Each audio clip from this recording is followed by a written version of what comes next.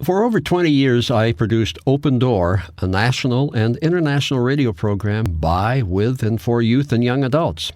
Their prose and stories were the heart of the 30-minute program. They also did the voicing of the readings.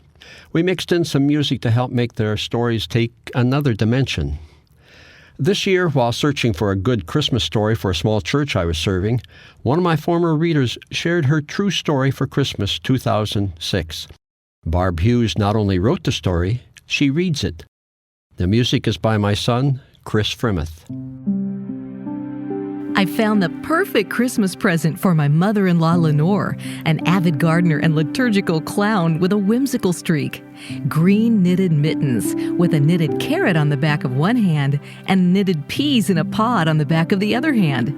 I showed my daughter Aubrey, and she was thrilled, knowing that her grandma would be delighted in such a perfect gift. However, her grandma Lenore died of a stroke before Christmas.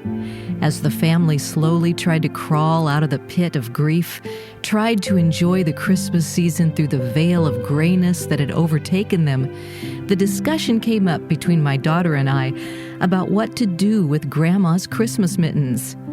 I could see Aubrey get a serious look on her face as she thought about who might appreciate such an unusual gift. Evelyn next door needs those mittens, Aubrey announced, very sure of her choice. Evelyn and her husband John had lived in Boston their whole lives, same town, same neighborhood, same friends. When John became too sick with diabetes to take care of himself, Evelyn had taken over his medical care, nursing him as best she could. When Evelyn became too ill to take care of John, their only daughter Joan had insisted they come to live with her and her husband in Portland this past summer, right across the street from our house. Aubrey had taken to Evelyn, and Evelyn had taken to Aubrey.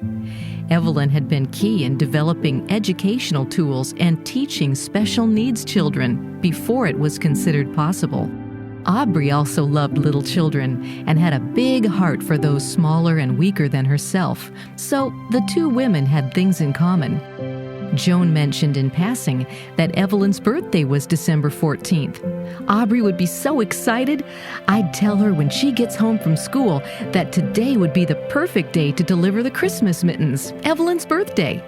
So I brought down Grandma's Christmas mittens and wrapped them in a pretty bag, including a lavender sachet Aubrey had made from lavender in our own garden.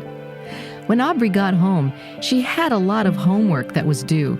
Then she wanted to go shopping for Christmas presents for her middle school teachers. It wasn't until nearly 9 p.m. that I remembered the present for Evelyn. Her birthday was today, and today was almost done. I asked Aubrey if we should wait for tomorrow, but Aubrey said, "Call now and see if I can come over." As I called, she was already straightening the package and nearly out the door as Joe answered the phone. "I'm sorry it's so late," I began, "but Aubrey has a birthday present to give to Evelyn. Would it be all right if she brings it over tonight if it's not too late?"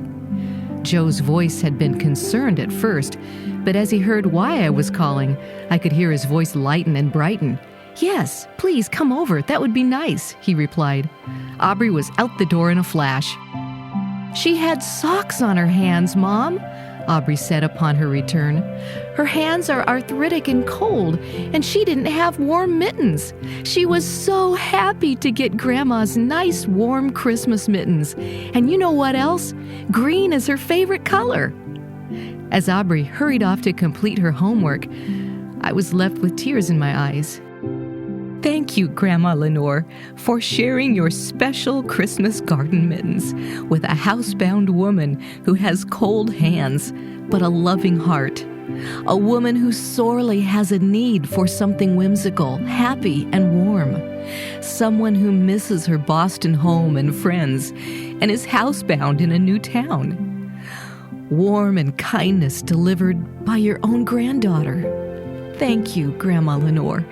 And to the granddaughter you taught how to show kindness, warmth, whimsy, and love. The author, Barb Hughes, is my daughter-in-law. Aubrey is my granddaughter, and her grandma was my wife, Lenore.